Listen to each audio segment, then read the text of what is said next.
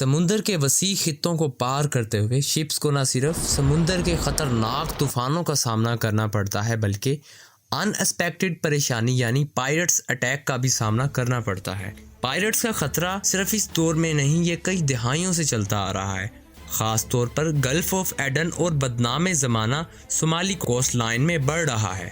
ناظرین، انٹرنیشنل میری time bureau کے مطابق شپنگ انڈسٹری کو مختلف رکاوٹوں کی وجہ سے ہر سال $17 بلین کے نقصانات کا سامنا کرنا پڑ رہا ہے، جس میں زیادہ تر نقصان پائرٹس اٹیک کی وجہ سے ہوتا ہے۔ گلف آف ایڈن جو کہ انٹرنیشنل ٹریڈ کے لیے ایک اہم رستہ ہے، یہ پائرٹس کے حملوں کا مرکز بن گیا ہے، خاص طور پر صومالیین پائرٹس آئل ٹرانسپورٹ جیسے قیمتی کارگو شپس کے لیے ایک بہت بڑا خطرہ ہے۔ جہاں پائرٹس نے ایڈوانسڈ ویپن کا استعمال شروع کیا ہے، وہیں اینٹی پائریسی فورسز بھی ایڈوانس ہو گئی ہیں۔ گڈز ٹرانسپورٹ شپس جن کے کریو کی تعداد دوسرے آئل ٹرانسپورٹ شپ سے نسبتاً کم ہوتی ہے، لیکن ان میں بھاری مالیت کا سامان موجود ہوتا ہے۔ یہی وجہ ہے کہ گڈز ٹرانسپورٹ شپس پائرٹس کے لیے خاص ٹارگٹ ہوتے ہیں۔ صومالی پائرٹ جہاز کو ہائی جیک کرنے کے لیے ظالمانہ حربے استعمال کرتے ہیں، شپ پر موجود تمام کریو کو یرغمال بنانا یا پورے شپ کو ہی روک دینا، اور بدلے میں شپنگ کمپنی سے کئی ہزاروں ڈالر وصول کرتے ہیں۔ ناظرین، شپنگ کمپنی کے لیے سب سے زیادہ قیمتی ہیومن لائف ہوتی ہے، جس پر وہ کبھی بھی کمپرومائز نہیں کرتے۔ پائرٹس اگر جہاز کے کسی ایک کریو ممبر کو بھی ہوسٹیج بنا لیں تو کیپٹن سمیت باقی تمام کریو کو سرنڈر کرنا پڑتا ہے۔ عام طور پر پائرٹس اپنے حملے کا آغاز نشانہ بنائے گئے شپ کے قریب پہنچ کر ہی کرتے ہیں اور ڈرانے دھمکانے کے لیے فائر آرم کا استعمال کرتے ہیں۔ زیادہ تر کریو کو دھمکانے کے لیے شپ کے کیپٹن کو نشانہ بناتے ہیں اور شپ پر سوار ہوتے ہی اس کو اپنے کنٹرول میں کرتے ہیں۔ اس کا نتیجہ شپنگ کمپنی اور پائرٹس کے درمیان طویل مذاکرات سے نکلتا ہے، جس میں پائرٹس کی ڈیمانڈ اکثر بہت زیادہ بڑھ جاتی ہے۔ بڑی شپنگ کمپنیز اپنے ویزل کو بچانے کے لیے اس طرح کے ڈیمانڈ کو تسلیم کر سکتے ہیں، لیکن چھوٹی پرائیویٹ شپس کی کمپنیز کے لیے اس طرح کے خطرناک مطالبات کو ماننے کی صلاحیت نہیں ہوتی۔ پائرٹس کا پتہ لگنے پر شپ کا کیپٹن قریبی کوسٹل گارڈ کو الرٹ کرتا ہے۔ اس کے بعد پائرٹس کو ویزل سے دور رکھنے کے لیے شپ کی رفتار کو بڑھا کر زگ زیگ موو کروایا جاتا ہے، جس سے ویزل کے قریب پانی میں بڑی بڑی لہریں بنتی ہیں اور پائرٹس کے لیے ویزل تک پہنچنے میں رکاوٹ ڈالتی ہیں۔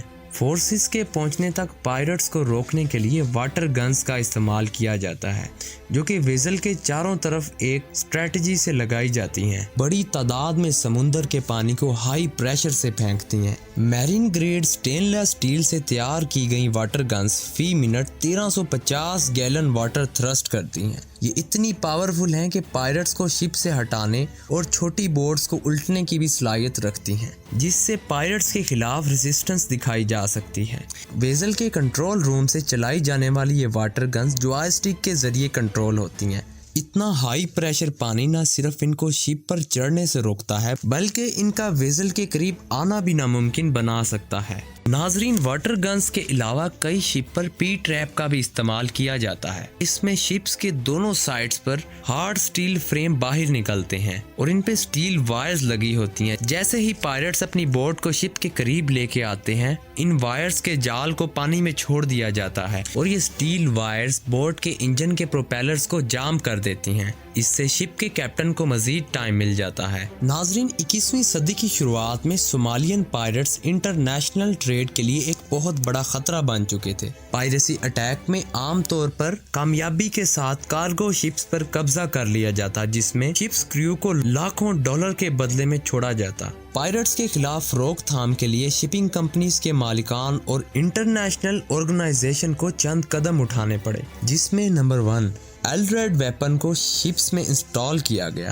ایل-ریڈ یعنی لانگ رینج ایکوسٹک ڈیوائس۔ اس ویپن سے ہائی انٹینسٹی ساؤنڈ جنریٹ ہوتا ہے، جس سے سنتے ہی انسان دور بھاگنے کی کوشش کرتا ہے۔ اس کی رینج 3 سے 4 کلومیٹر تک ہوتی ہے۔ اس کی انٹینسٹی اتنی زیادہ ہوتی ہے کہ انسان کے لیے برداشت کرنا تقریباً ناممکن ہو جاتا ہے اور نکلنے والی دردناک آواز کے دھماکوں سے پائرٹس کو دور بھگایا جاتا ہے۔ ناظرین، ایل-ریڈ ویپن کو صرف شپس میں ہی استعمال نہیں کیا جاتا بلکہ کئی ممالک میں اسے پروٹیسٹ کو روکنے کے لیے بھی استعمال کیا جاتا رہا ہے۔ نمبر 2 پر کارگو شپس میں سیف روم بنائے گئے۔